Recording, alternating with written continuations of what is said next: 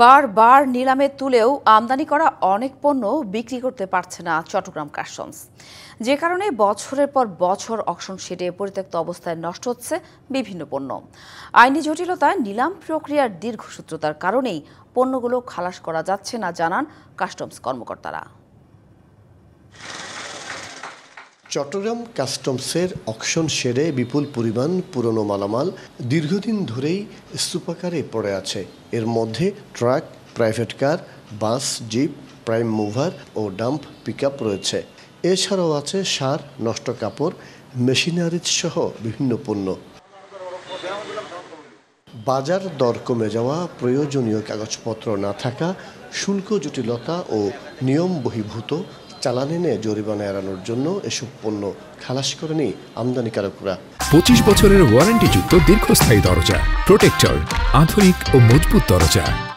নিলাম কমিটির মনগড়া সিদ্ধান্তের কারণে অকশন শেডের অনেক পণ্য বিক্রি হচ্ছে না।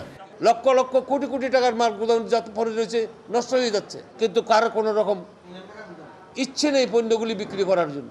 কাস্টমস কর্মকর্তারা অজুহাত দিচ্ছেন নিলাম প্রক্রিয়া ধীরগতির। বলছেন অনেক পণ্য বারবার নিলামে তুলেও ক্রেতা পাওয়া যায় না। স্ক্র্যাপগুলো আমরা অলরেডি নিলামের মাধ্যমে বিক্রি করে ফেলেছি। মামলা নিষ্পত্তি হওয়ার আগ পর্যন্ত এগুলো নিলাম করা আসলে সম্ভব না। পর্যায়ক্রমে সবগুলাই নিলামে উঠবে।